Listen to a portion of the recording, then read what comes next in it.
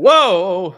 Oh my God, you guys! It's almost hard to believe that we're back here on another pre-event show. It feels like it's been just 4 short episodes. Well, you might not be wrong about that.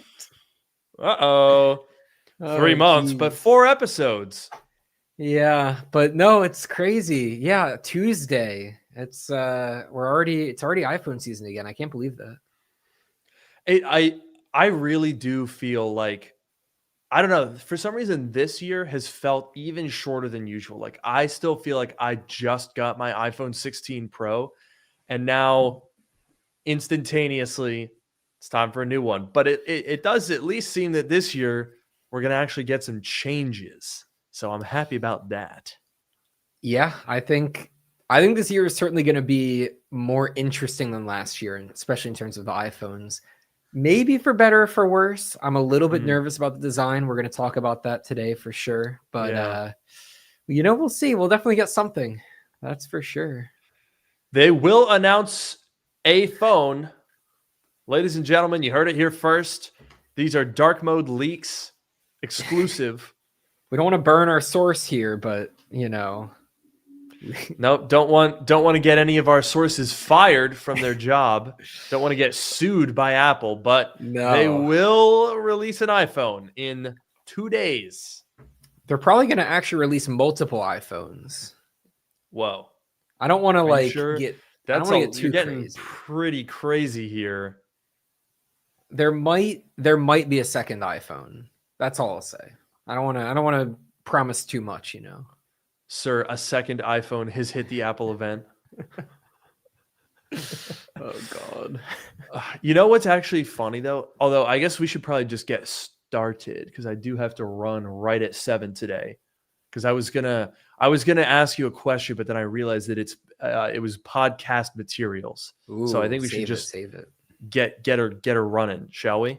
Let's do it. We got a lot to talk about. Hell yeah.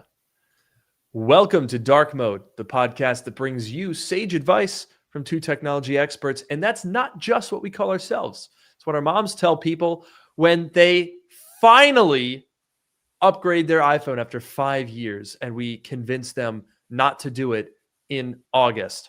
I'm your host, Luke Miani. And I'm your host, Noah Rubin. On this show, we take questions from listeners, attempt to answer them to varying degrees of success, and maybe even have a laugh or two along the way. Before we get started, I just want to tell you, I forgot to start recording my audio until you were already speaking. And then I scrambled to get it, but I got it up before I started speaking. So we're all good, but we're a little bit out of practice here. I realized I haven't sat at this desk and done the podcast in 3 months. It's been a while. Oh yeah, and we did the one in LA here. We did it in LA, and then it was 2 months before that. So it's been 3 months since I've been at this desk, and I guess I'm a little bit out of practice. That's crazy. No, and honestly, God. I was a little nervous saying the intro because it's been such a busy year. I haven't said it as often as I used to, and now I was like, oh man, I hope it's still in there. Fortunately, it was. I think this is one of those riding a bike, you never forget it. We're coming up on 5 years. It's been 4.5 years of the podcast. So, I think wasn't it Valentine's Day? I think we've had this conversation. Valentine's Day 2021. Mm-hmm. Yep. That's crazy. We'll have to do, I can't believe it's been almost 5 years. I know. Oh God. What the hell? Ugh. Well, let's not think about that for now. We'll do something special for 5 years for sure. But for now, we can turn our minds elsewhere. Let us, in fact, turn them to the Apple event. And I want to start by not talking about the iPhone because I have a question for you, Noah. Okay. Apple Watch. Have you heard a single gosh diddly dang word about that thing? I can't say I have, to be honest with you. Because, have they just given up? Yeah, what the heck? What are we doing? There were rumors, remember, about the redesign and the magnetic bands, and there were all these big rumors, and I feel like maybe that was a year or two ago, and we haven't heard anything lately. I don't know what's going on with that. Right? I didn't even think about that until you just said it. I know, because I was like thinking about all the event stuff that we're gonna have, coverage of, and I totally forgot about the Apple Watch. I just don't understand why they just have given up. Because the thing is, I think it's going to start to become an issue once people discover secondhand Apple Watches. I've bought a few of those for videos in the past, and it is crazy how cheap they are and how useful they are, even like older models. Like, let me go ahead and stream a little screen here. Oh, they redesigned the buttons. It scared me. Okay. Let's say like an Apple Watch. What about like a Series 7? I feel like that's still, relatively recent. Yeah. So here we go. Let's see how much. Oh my God. No way. That is less than I thought as well. $100, and that's with cellular. These all look like cellular models, all the ones you've scrolled past so far. Why are these so cheap? That's crazy. And this thing is still supported. And it's like, here's the thing. A lot of people said, oh, the Series 7, they said the Series 8, they barely changed anything. They said the Series 9, they barely changed anything. And then the Series 10, they kind of didn't really change that much either. So like, this isn't even that different. Yeah. And like, no, it's crazy. Like you buy this thing for, I mean, they're selling them for $100, maybe a little more, maybe a little bit less. There are so many watch bands. You can buy perfectly nice third-party watch bands for Yeah. $10, $15, even less than that if you want. And like you got a pretty, I feel like this reminds me of like the Apple Silicon problem, that like not that much has changed in the past few years. And there's all these like older devices that are out there that you can just, it's like, do you really need to buy a brand new Series 10 or I guess like Series 11 that they're going to announce if it's not going to be that different? Like just buy one of these. Yeah. No, I mean, I think you're exactly right.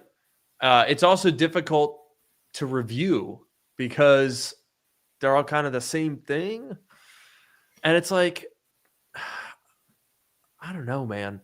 I, I will say this is a good comment here to prove why the Apple Watch is probably fine. 99% of buyers don't follow rumor sites or watch videos. They just show up and buy. Rumors mean nothing. And that I think also applies to the product itself. Just because the new model could have, some additional feature, more than likely somebody's just going to say, I would like an Apple Watch. Let's buy the latest one and I'll customize it because I want the color that I like and the band that I like. And I'm just going to pick that from Apple, brand new. Nobody else's sweaty arm juice on it. And bada bing, bada boom, you're done. And like that's fair, if that's what you want. Yeah. You want a brand new one, you want to customize it, if it's a gift or something, maybe you probably don't really want a used one for that, but like if you're okay with getting a used one, I feel like you get one of these. Like here's the thing, you buy this thing for $100, $150, however much it's going to be. You use it for a while. It's a Series 7, so it's getting a bit older. Maybe it won't be supported in a few years. But I feel like at that point, you could probably sell it and you wouldn't lose that much of your money. Or you keep it as like a backup. I have a Series 5 that I have in my backpack as a backup in case my Ultra dies, because it did fry itself in the water one time. So I have that as a backup. That was crazy. I know. And I don't want to use the Series 5 because it doesn't have a lot of the features that the Ultra and the later ones have, but it's a good backup watch. So I feel like, if you can get some use out of this now, and then maybe it's a backup watch, maybe you sell it, maybe you give it to give it to someone else in your life. Like, yeah, I think it seems like a pretty good deal. Because they're so cheap. Like, look at this one, $135 for a titanium Series 7. They don't even do the titanium anymore. You couldn't buy a new one if you wanted to. So, like, I think you're right. They're just kind of no-brainer purchases to me because, I mean, I've been a watch guy for a very long time. I've always I think I've worn a watch on my wrist every single day since I was at least maybe like 13 or 14. So, there's always going to be something there. And they're now so cheap that it's like you can cross shop that with a Timex. Like legitimately, I've seen, let me share my screen again. Cause one of the videos that I did a little while back was on a really, really cheap Apple Watch or Apple ecosystem. And I think the Series 6 is probably the best value because they're still supported. But yeah, look at that. $75, bro. $75. I think I paid 65 as well. Wow. Like they're so affordable. It's literally just like a Timex weekender. Like, yeah, you either get an Apple Watch or you get a Timex weekender. How about that? Pretty crazy how much functionality. Now, visually, I like a Timex weekender more, especially this Sure. like ivory dial with that white stitching. That's $40. Holy heck. I'll tell you what though, that thing is not going to track your sleep or your steps or your workouts or your heart rate or detect if you fell and need to call, an ambulance. The amount of features that you get in an Apple Watch, even if it's an old one, are just such a good value. No, I agree. I love my Apple Watch. I know you don't really wear your Apple Watch anymore these days, Yeah. but which is fair. I think you're maybe going more for the aesthetics or whatever it is. But I wear my watch every day and every night. I wear it to sleep as well. And I think it's really cool to have all those sensors and all that technology and all that stuff just like right on your wrist. I think it's a really cool product.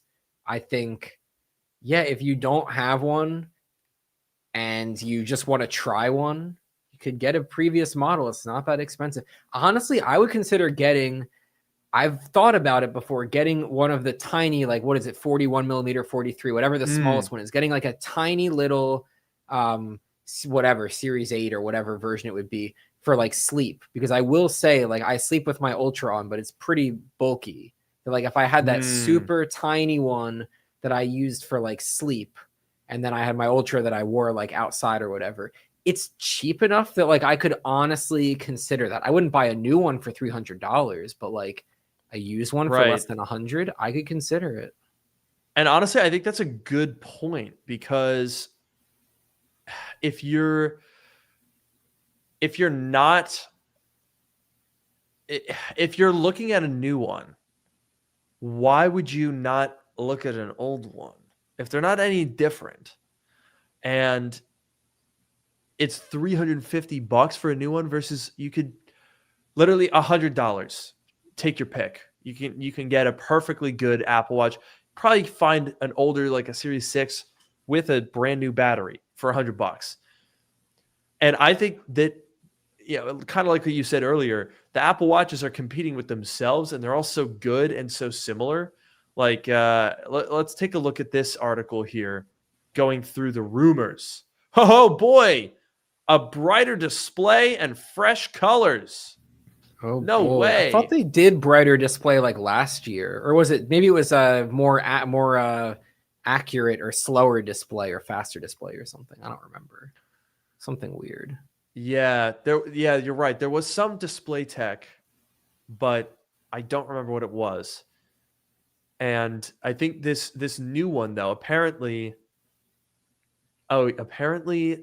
huh.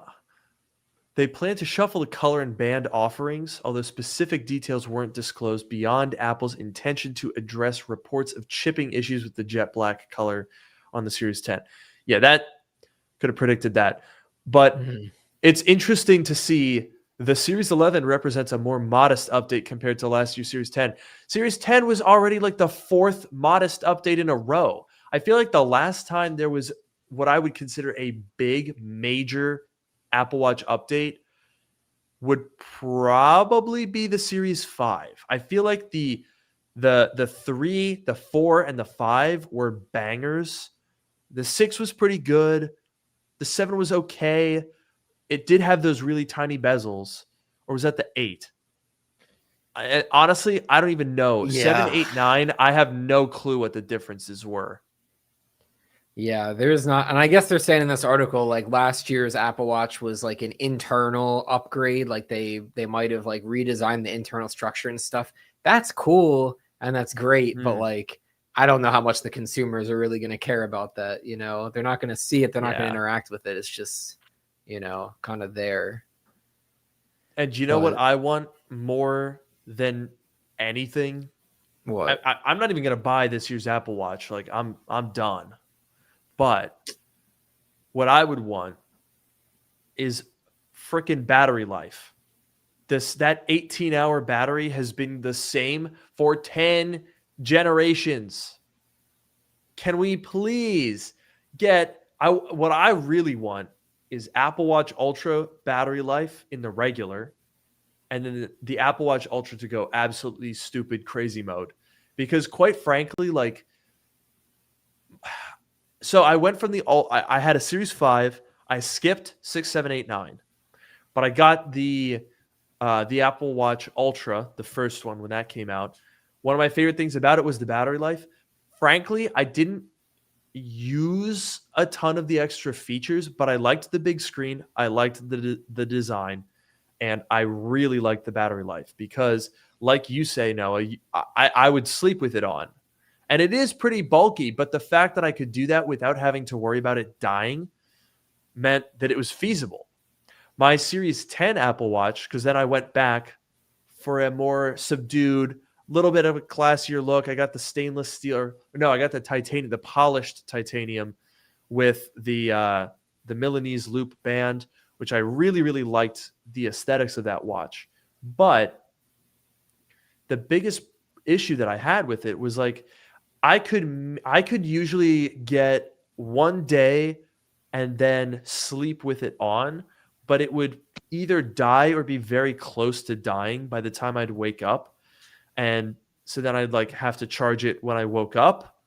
And honestly, I will say within about 7 months, the battery started to get worse noticeably, because something like an Apple Watch, you do basically the same things every day, right? On my iPhone, there are certain days where I use it all up. If I'm mapping somewhere, if I'm running a ton of CarPlay, FaceTime, whatever, those are going to use up more battery. The Apple Watch is always about the same. And within about 6 months, I would say, the battery started to not last through a day and a night, and then it would be dying in the night, and at which point I would just leave it charging overnight.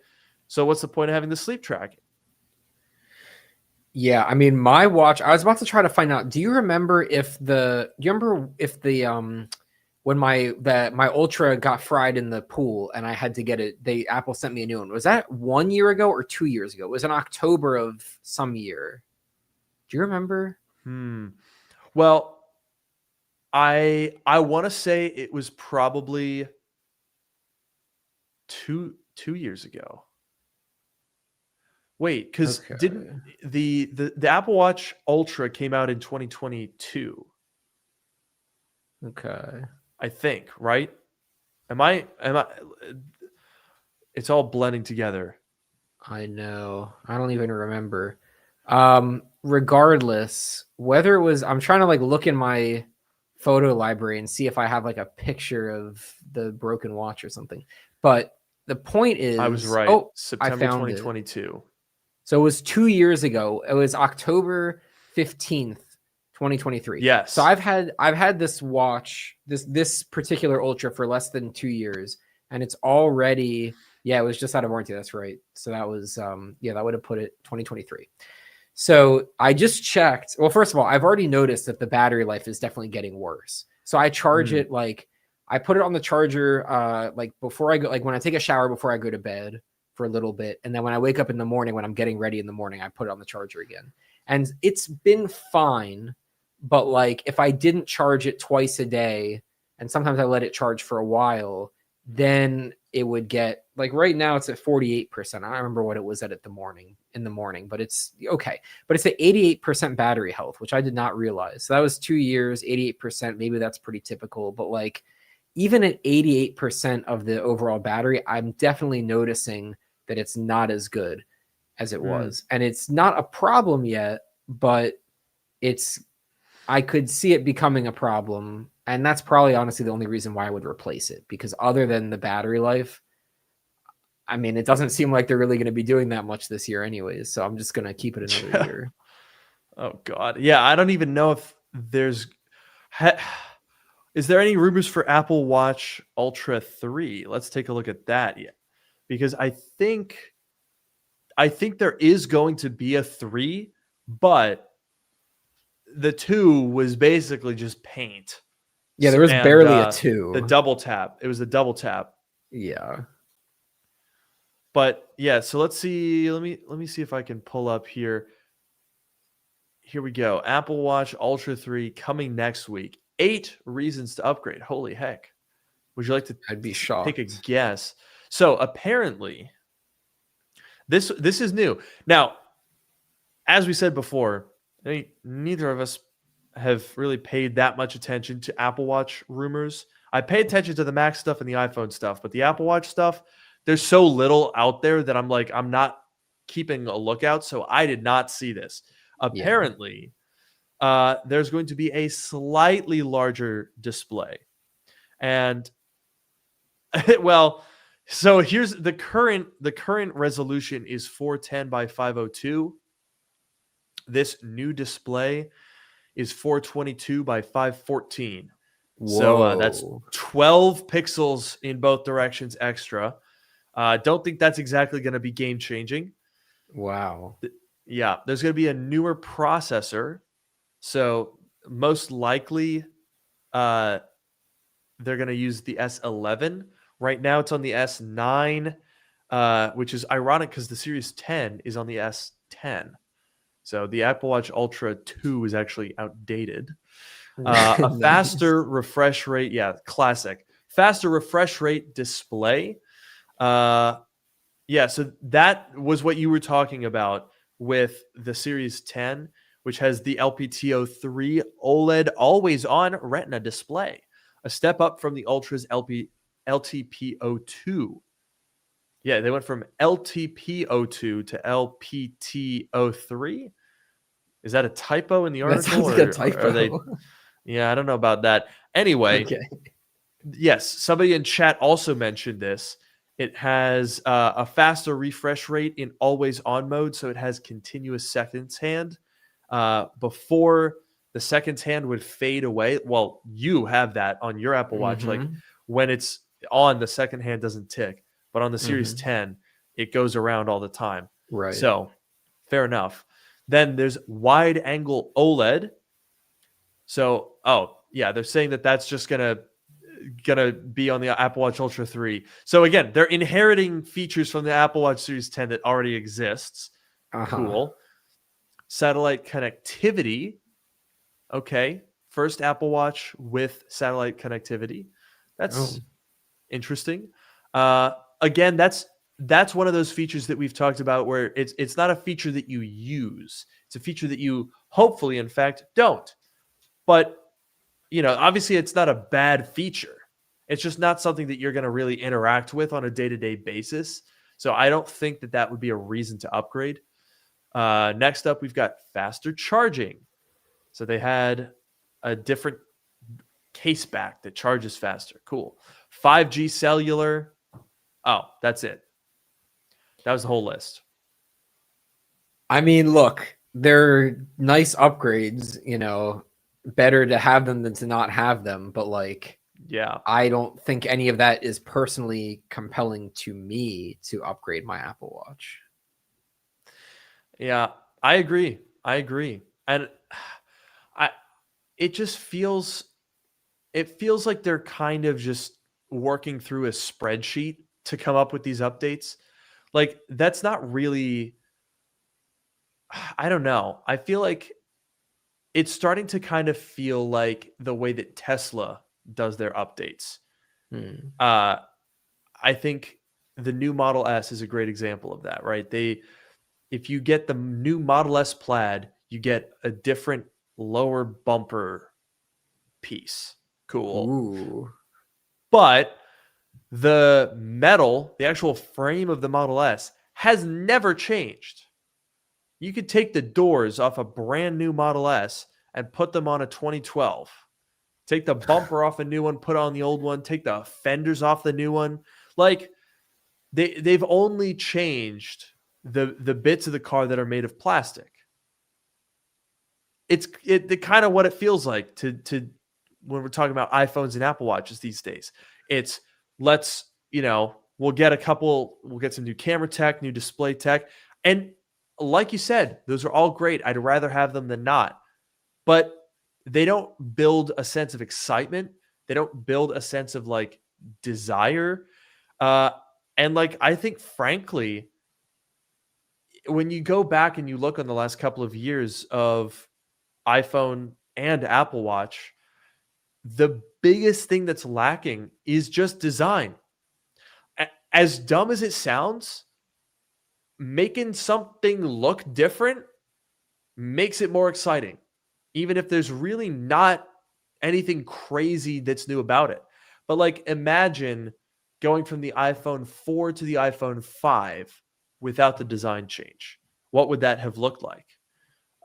You would have gotten a faster chip. You would have gotten a better camera, better front facing, probably better speakers. LTE, of course, was a big one, big update. That kind of sounds like the list I just read off.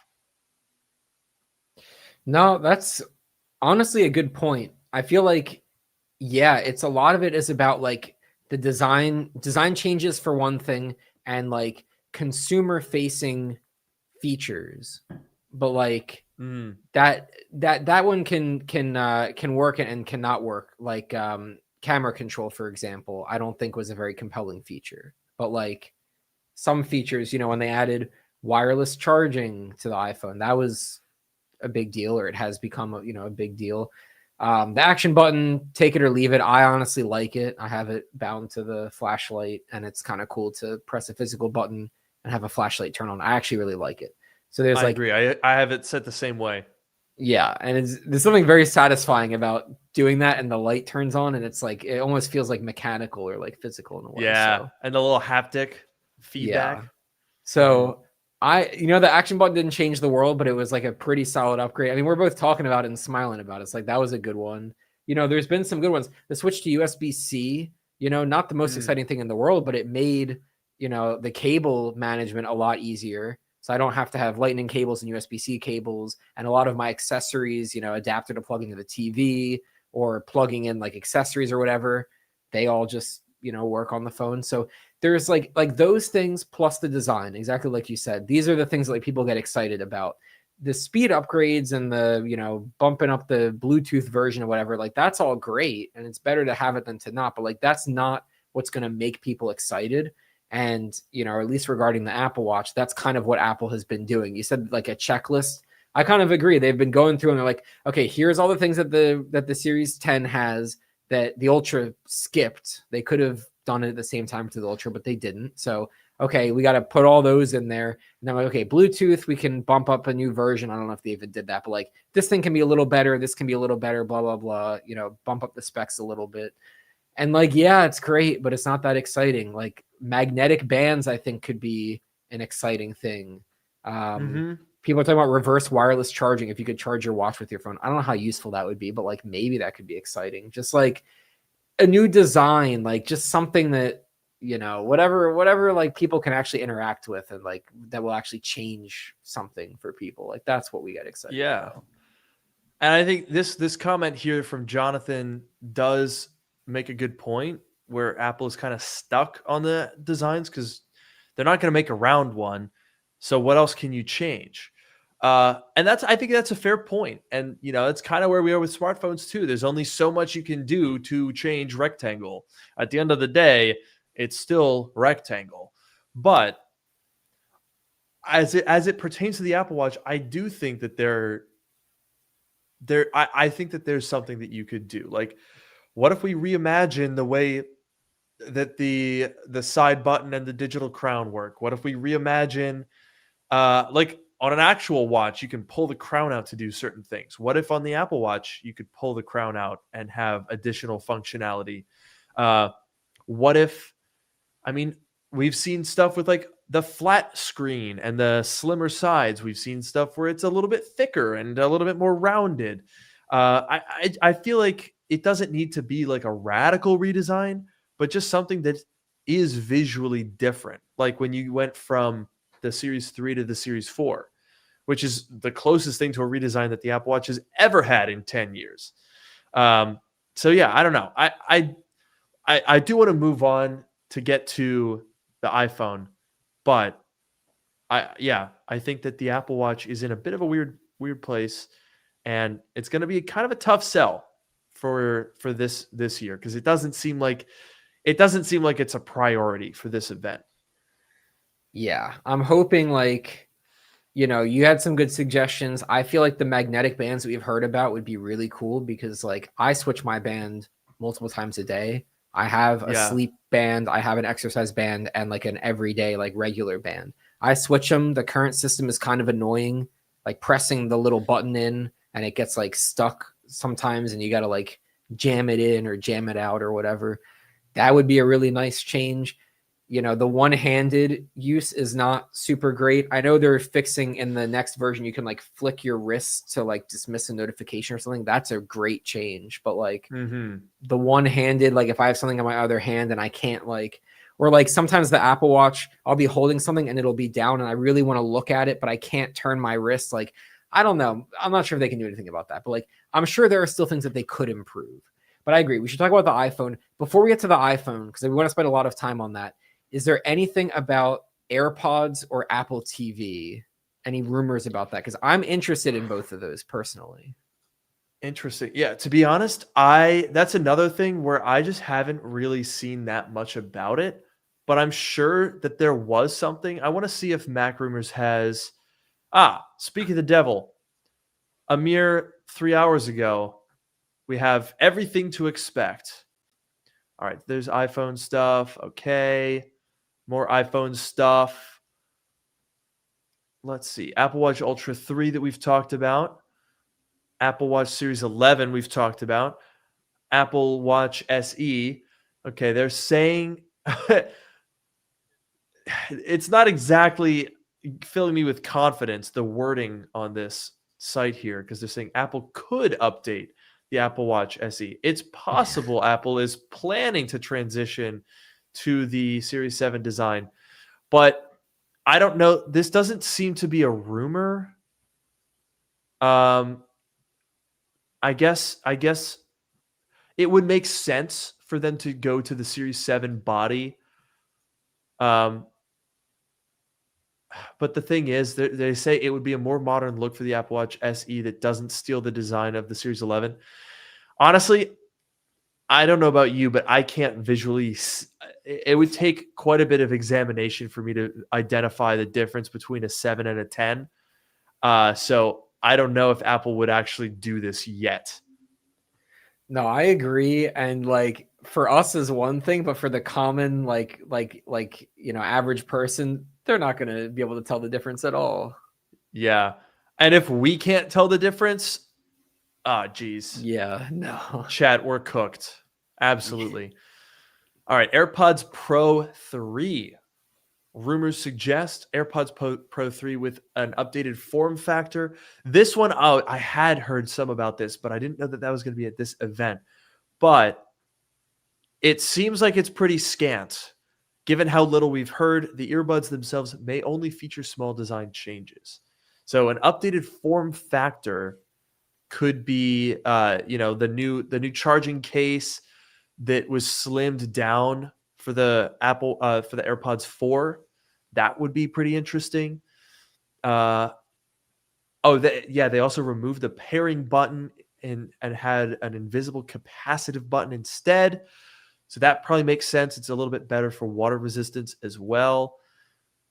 And a new chip for better sound quality and better ANC. Yeah, I mean, to be honest, I think Oh, this was another one that I'd heard about. They Yeah. had on Powerbeats Pro 2 in-ear heart rate tracking. And that's probably, I think that's a pretty much a guarantee that that would come to AirPods Pro 3. We've also got live translation, and that's about it. So yeah, a pretty minor update. Would that be enough for you to upgrade to them? Here's what I'll say. AirPods are one of my favorite Apple products, like period. Hmm. I've had it since the original AirPods. I didn't get them like right at launch because they were like impossible to get, but I had the original AirPods, and then I had the Pros, and now I have the Pro 2s. I use them every day for multiple hours a day. I use them when I'm like out in public, walking, running, biking, whatever. I absolutely love them. And so honestly, if they do anything like decent, I would probably upgrade them just because it's something that I use like literally all the time. Hmm. And I feel like these upgrades are not super huge, but like if it's smaller, the case is smaller, that would be nice because I have in my pockets every day. And the heart rate tracking is kind of redundant with the Apple Watch, but I will say that I feel like I have to wear my Apple Watch super tight or else it slips and then the heart rate tracking doesn't work. And like sometimes I'll be Mm, on my bike and it'll say that like it's not like it can't detect the heart rate or whatever. And then sometimes I yeah. have to like stop or I have to like balance myself, whatever. Sometimes I can do it while I'm moving. But like I have to stop and like adjust the watch and tighten the band, whatever. And then eventually the heart rate shows up again. And I feel like if it's the AirPods that are like in my ear, I know they're always super secure in there. Maybe it'll be a better reading. Maybe it'll be the same reading, but like it'll be a backup, whatever it is. I feel like maybe that will be more accurate or easier to use than the Apple Watch heart rate tracking. And I always wear my AirPods when I like work out, when I run or bike. And so Hmm. that could honestly be a really nice feature for me. That's true. That is true. That's a very good point. I was also thinking for the heart rate, since I'm not wearing an Apple Watch anymore, I don't have heart rate tracking on my wrist. I guess the only thing that's a little odd to me about that is I don't wear my AirPods all day. Like with an Apple Watch, you do have it on all day and you can kind of track over time. I guess when I work out, I do wear AirPods. So for the moments that I would be most engaged physically and would want that heart rate activity, I'd be able to get it. But I don't know. It's I'm on the fence because I agree with you. I do use them all the time, but I'm not sure if I need an upgrade. I don't know. I think we'll have to see. I think Yeah, we'll see. if there's sound quality improvements, I'll probably get them because Yeah. that the AirPods 4 do sound a little bit better, and uh, I mean honestly, I might even consider getting AirPods 4 and just Hmm. and doing the noise canceling without the silicone tips. Hmm. Okay, other things at the event. That's it. Okay, cool. No Apple TV. I want to get an Apple TV. Let's talk about this for 1 minute. I want to get an Apple TV because my Android TV is really slow and annoying to Why deal don't with. you just get an Apple TV? They're like $100. Well, but the current one is like kind of old. I want like I'll probably just buy a used one on eBay at that point. It's an Apple TV. First of all, Yeah, yeah, I know. the used ones aren't even any less expensive. I tested this because I wanted to get an Apple TV for my cheap ecosystem video. I ended up Hmm. getting whatever, like it was like one previous generation with the lightning charging port on the remote, and it was like $85. And Oh, that's kind of the as low as it gets if you want the new remote design, which you do. yeah. So at that point, you might as well just buy a brand new one.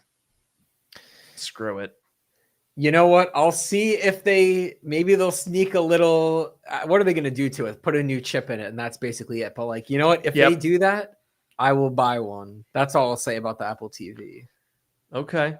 You should buy one anyway because it's I mean, I would pay, think of it this way. Let's say you buy an Apple TV right now, the current one that's old, Yeah. at $129 or whatever it is. And you, let's say you keep that for 7 months before they just randomly do a new one. That's $18 a month. I think it's worth paying $18 a month, 50 cents a day, to not have to look at your stupid ass Android TV, because the Apple TV is just so goated. That is true. And then it sounds like if I were to sell it, it wouldn't even lose like that much of its value. No, I don't think it would. All right. I honestly might buy an Apple TV on Tuesday, whether they put out a new one or not. We'll see. Also, wait, if they put out a new one, just buy an Apple TV on Tuesday regardless, because if they do a new one later, then you can just move that other one to your bedroom.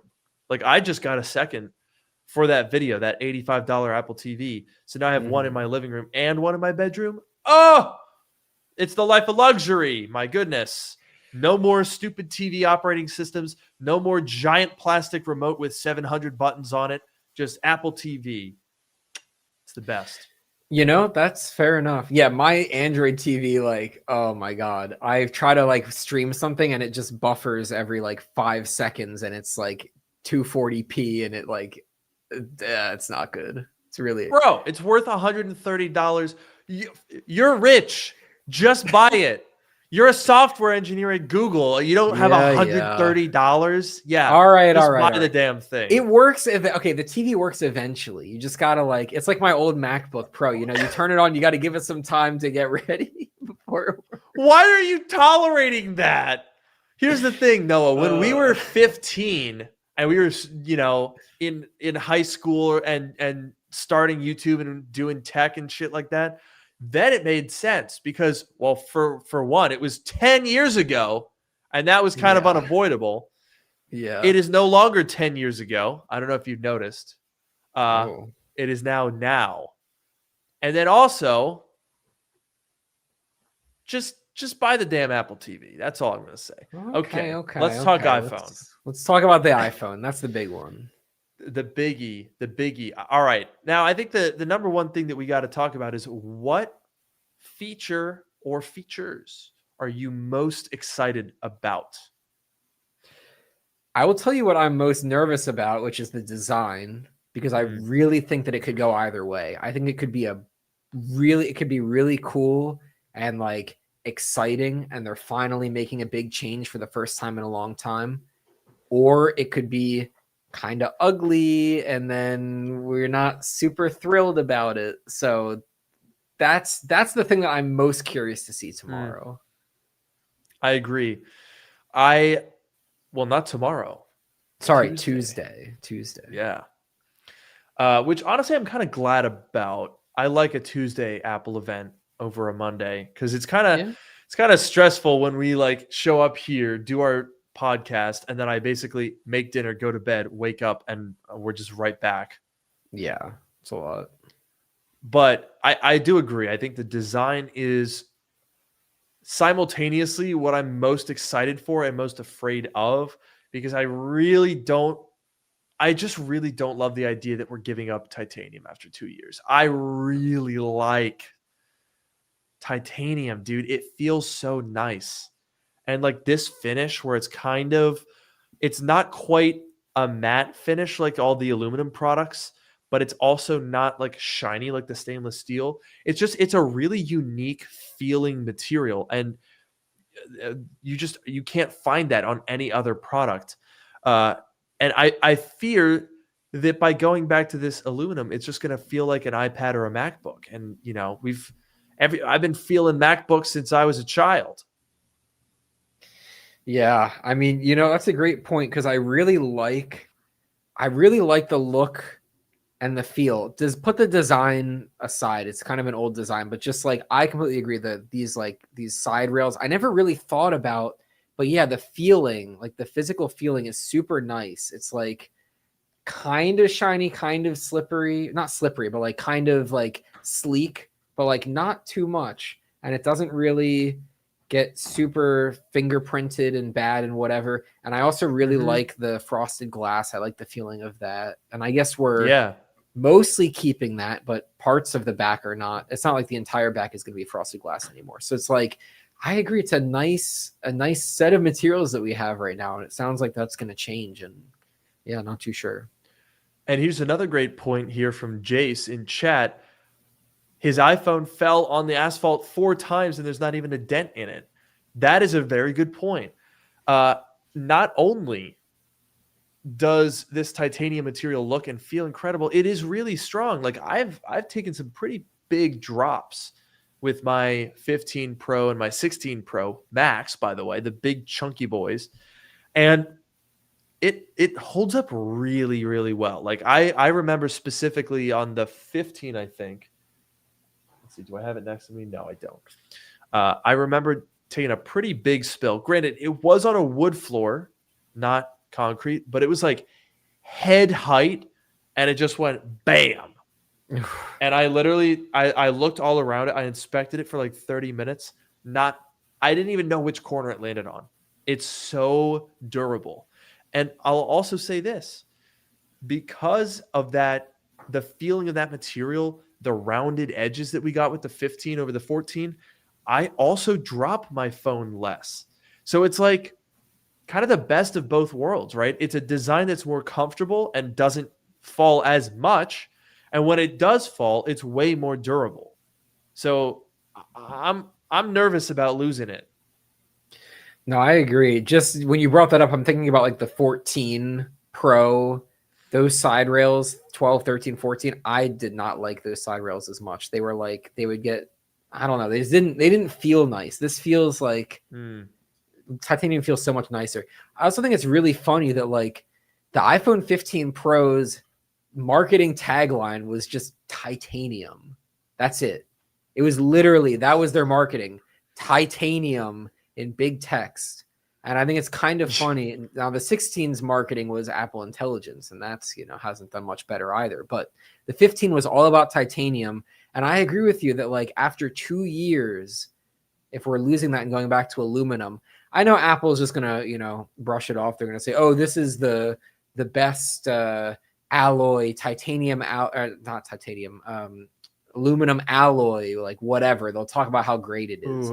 It'll be fine. Space age airplane materials or whatever. Yeah, exactly. But like, it's not going to be, if it's not titanium, then it's like, I don't know. Why did we go down that road for 2 years and now we're just turning around and going the other way? It's annoying. Yeah, no, exactly. I don't know. I'm a little nervous about that, but I would say that is the number one thing that I'm like thinking about. However, man, am I excited about those new cameras. That I think is going to be a really legitimately good update. Like, I don't think there's really a downside to that rumor from what I've seen. I think we're just going to straight up be like, I mean, we're at 48 megapixels all around, which is fantastic.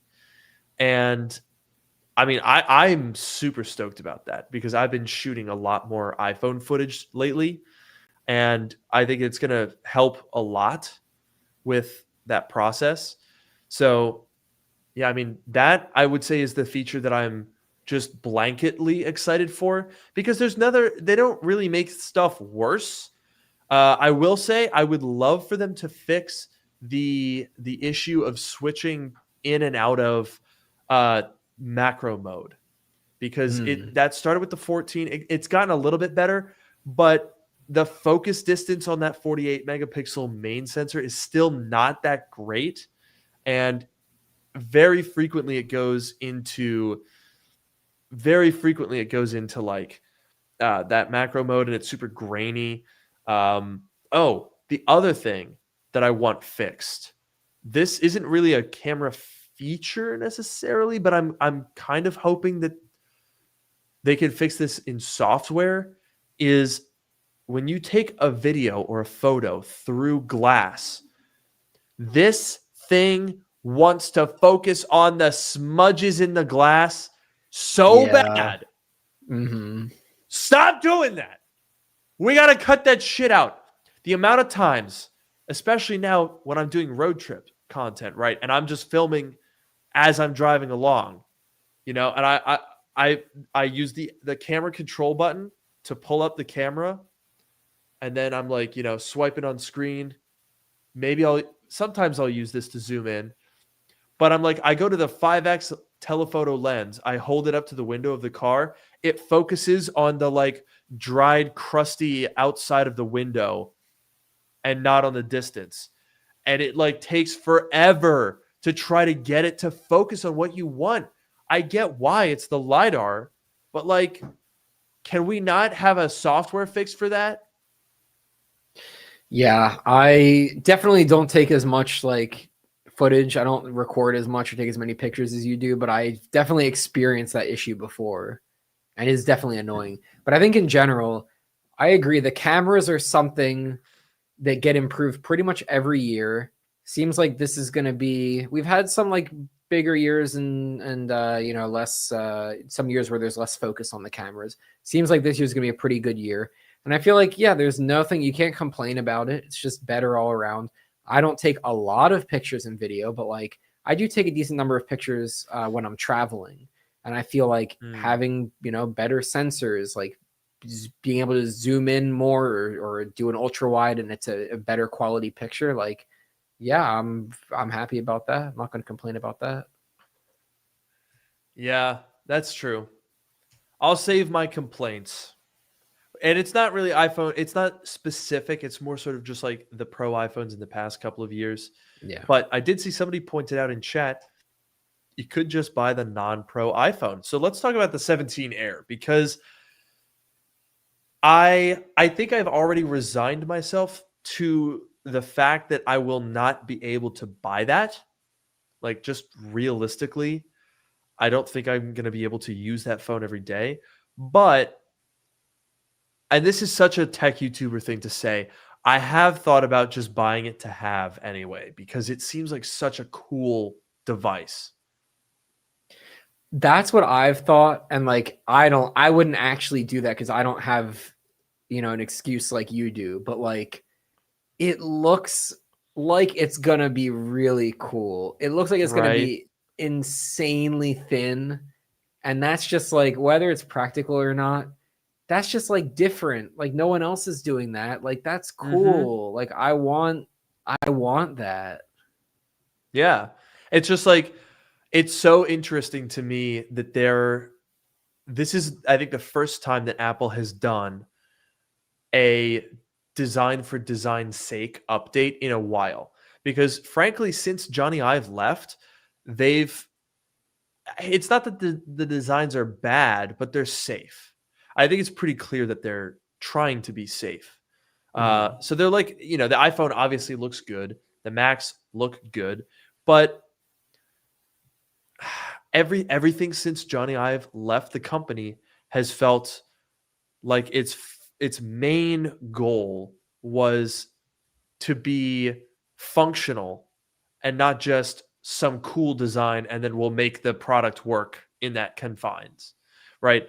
So this 17 Air, for that reason, is just going to be really cool because and to be honest, I think part of what's missing from Apple lately is that those types of choices push technology forward.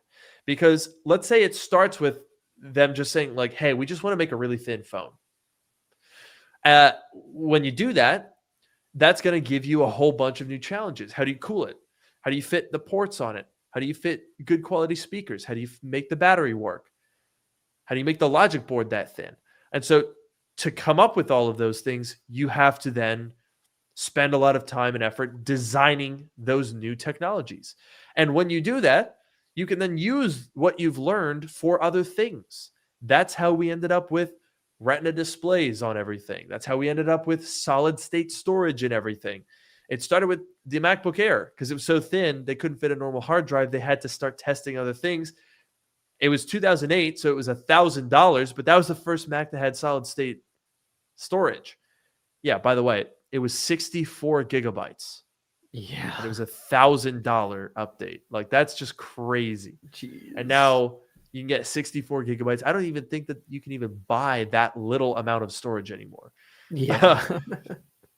But anyway, the point being, when you do a design that is purely just to look cool, it makes you innovate a whole bunch of other stuff that you can then use.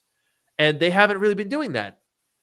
And, a lot of what we've been talking about is, well, why would I change that? There's no reason to change it. So manufacture one, make it up.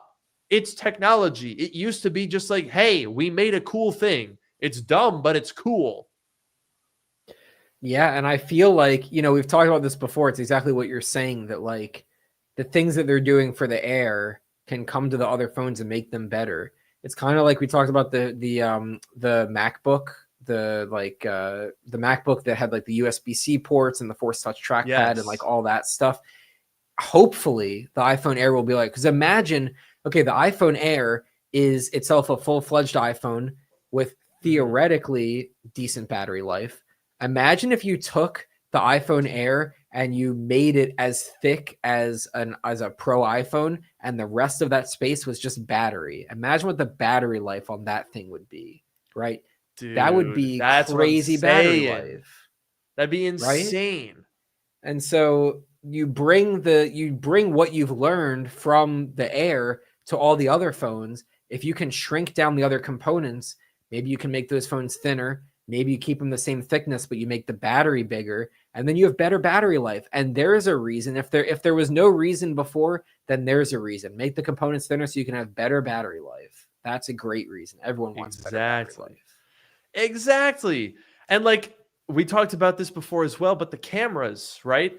The cameras on the iPhone 17 Air, it is probably going to use that 48 megapixel sensor that we have as like the primary lens on the current phones.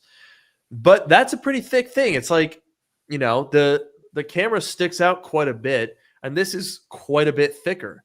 So even though there will still be a camera bump on the iPhone 17 Air, I have to assume that they're going to have developed some technology to make the camera itself thinner. And so, just like you said with battery, if we make the camera thinner for the iPhone 17 Air, couldn't we then make the camera bump smaller next year on the iPhone 18 Pro? Like, this is why you innovate, because I feel like we're just not getting enough of that. Let's come up with an idea for something that looks cool, and then we're going to develop a whole bunch of stuff to make it. And maybe it doesn't work. Maybe it ends up being too complex. Take a look at the Sunflower iMac, right? That was after the original iMac. They said, hey, we've got these LCD panels now as a technology that exists. What if we made this ridiculously awesome hinge design that moves all around? It's adjustable like 360 degrees. And then afterwards, they were like, oh, that's kind of expensive. And they just, went back to a kind of normal design. But that was just what people did in the 2000s. It was experimental. It was fun. It was innovative. And the iPhone 17 Air, although I do still think I will ultimately be underwhelmed by it, I like that they're doing that. Yeah, I absolutely agree. I'm glad that they're doing it. I'm sure there will be at least one, maybe multiple features where I'll be like, ooh, I really want that. I'm just going to get the Pro model.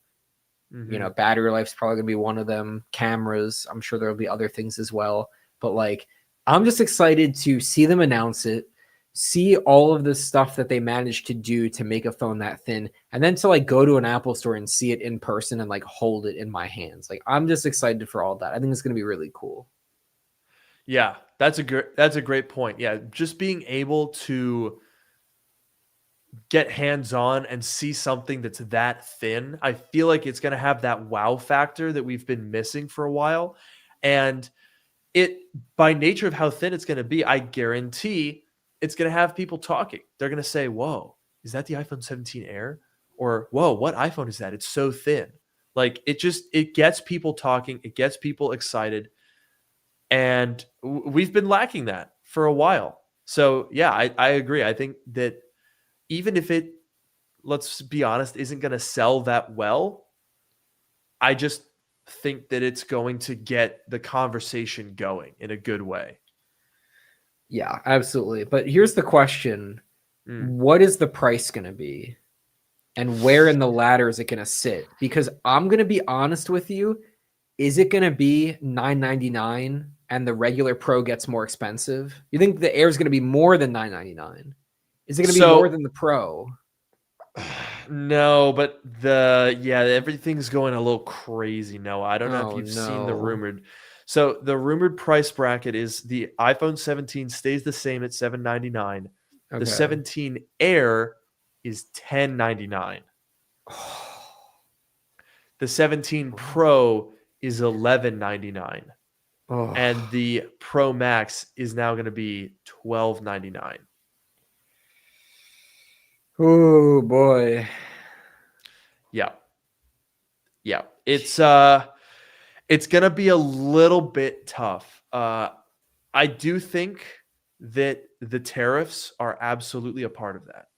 I will also say that as brutal as that is, I do respect that Apple has not increased the prices on the flagship iPhone in 8 years. It's been $999 since the iPhone 10. That's crazy. It's true. It's true. So it's like, on the one hand, yikes, $1,200 for a regular Pro is a little bit steep. Now, granted, that is 256 instead of 128 gigs of storage. So take that for what it's worth. Sure. But the Pro Max is just going to be $100 extra. Same storage. Jeez. Okay. That's okay. But then at that point, you got the Air versus the Pro. You're thinking, so it was $1099 versus $1199 or $1299 for the regular Pro. $1199.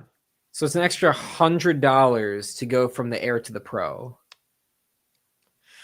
Yeah. I feel like the Pro. I feel like the Pro is always going to be worth it unless you're just buying the Air because it's the Air and it looks really cool. That's the only way that, at least right now, maybe they'll surprise us, but at least right now, I don't see why you wouldn't spend the extra $100 to get, 2 more cameras, probably much better battery life, whatever other features that the Air is not going to have. Like, maybe they'll surprise us, but I don't know. It's a little rough. Yeah, no, that's kind of how I feel as well. I think really the design and it being super duper thin is like pretty much carrying that product, which, fair enough, it is exciting, all of those features.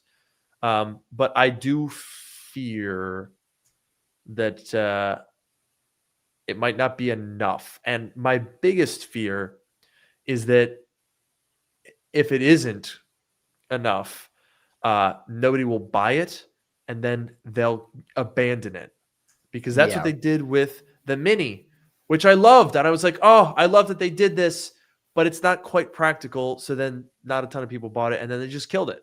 And I really don't want them to abandon this concept, because I think it's a really promising one. It just, I can already tell that it's going to have subpar battery life, and that is going to drive a lot of people away from it. And then it's just going to be like, man, what a missed opportunity. No, I agree. I really hope. I mean, look, at least Sam's going to buy it. Sam's here in the chat promising that he's going to buy it. Of course he is. This is Sam we're talking about. I will buy Air. Yeah, that's Sam for you. But yeah, it's a great point. Like the Mini, there was definitely, a cult following for that. Like my former roommate / friend was, he had the Mini and he really liked it and he was sad that it was discontinued. I don't know if Apple learned anything from the Mini. I don't know if it was like difficult for them to cram all that into a smaller phone. I don't know if it's the same kind of thing, but like, I hope that the Air sticks around. At the very least, I hope that whatever Apple had to do to make the Air makes its way into the other phones. I'm sure that it will. And so at that point, it'll at least be worth it for something. But like, I wish I'm already basically giving up, but I'll just say I wish that like I could buy the Air because it just seems like such a cool thing. So maybe in a few years it would get to the state where, you know, you could justify buying it, but hopefully it makes it that far. Yeah. It's also what's really funny to me about the pricing is people in the chat being like, the tariff excuse has become way overused. What are you talking about? It's a real thing. When you just add, you know, $100 per device, what?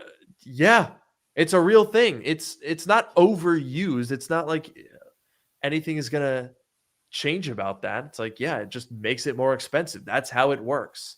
And Yeah. I mean, we're seeing firsthand the impact of that. I don't know that Apple will ever tell you that tariffs are why the iPhone became more expensive this year, but I don't think it's a coincidence that after years of it mostly staying the same, I guess you could argue that the Pro Max got $100 more expensive because they cut out that base storage tier, which is kind of like a cheeky way to increase the prices because obviously it doesn't actually cost. It costs them 2 cents in NAND to give you 256 instead of 128. But at the very least, you know, they can make the argument, oh, it's not actually, you know, and I'm sure for this one, people are going to say, oh, it's not a $200 price increase. It's a $100 price increase because of the 256. But at the end of the day, they needed $200 on top of that margin, probably in large part because of tariffs. Yeah, and they're not going to say that because, you know, I don't know, Tim Cook seems like he's been talking to Trump a lot and, you know, doing whatever. Like they're not going to say that and, you know, mess any of that stuff up, but like, yeah, it's definitely unfortunate. And I also feel like this, you know, it kind of sets the precedent that like in the future, even if there aren't tariffs, like are they going to make the iPhone less expensive? I mean, like they did for the MacBook Air, they brought that down by $100 for the latest one, but like I can't imagine them doing that for the iPhone. If they're doing it this year because they have to, in the future maybe they don't have to, but like I don't see them bringing the price of the iPhone back down. I think it's going to stay there. That's the thing about price increases. It's kind of it only goes up. It doesn't come down. And I will say this, I think Apple overall, like I'm pretty happy with the way that they've done their pricing. Like they haven't, like the iMac, right? The iMac has been $12.99 since 1998. Isn't that amazing? Yeah, and you think you have to factor in inflation to be like it's the same price, but it's not the same like purchasing power. Exactly. So, like, it's interesting because everybody always complains about Apple and pricing and stuff, but paradoxically, they actually have not had the inflation that most other things have had. And like honestly, have you guys seen the prices of Android phones lately? Like they're kind of expensive. How much is the new Galaxy S whatever we're on? The S25. Let's take a peek. A Galaxy S25 is $800. The S25 Plus is $1,120, which is kind of a weird number. Yeah. And the S25 Ultra, which let's be honest is the more comparable one, the S25 Ultra is $1,300. Wow.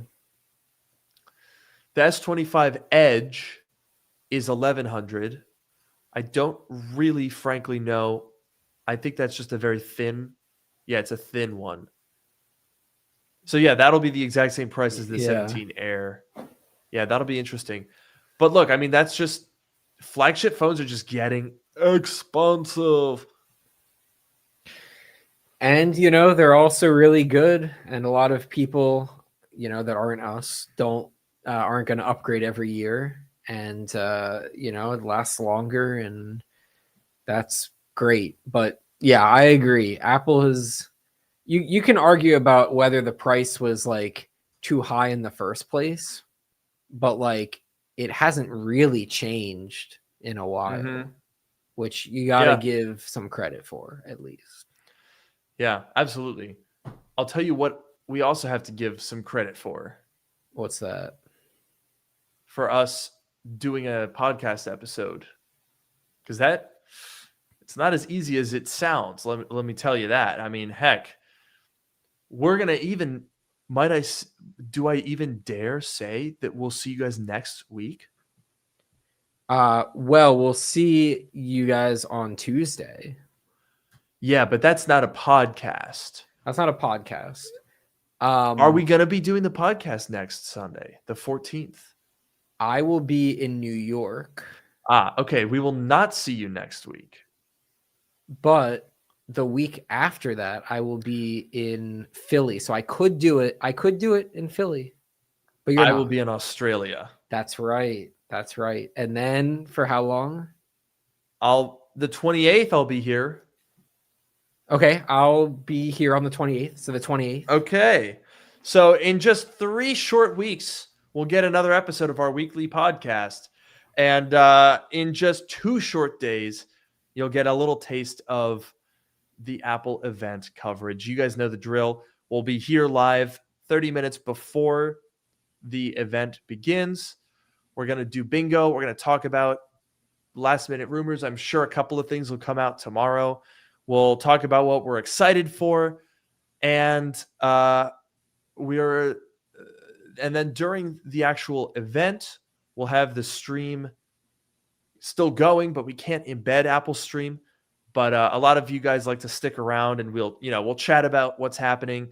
We'll talk through the boring parts, and we'll enjoy watching everything happen live in real time. Then afterwards, do a little quick recap before I go off to make my video. So if you're excited for all of that, be sure to get subscribed. I'll put up that live stream for you guys tomorrow. I'm very excited. I'm also very excited. So yeah, we'll see you hopefully on Tuesday morning for an exciting Apple event. And in the meantime, I've been your host, Luke Miani. And I've been your host, Noah Rubin. Have a great night.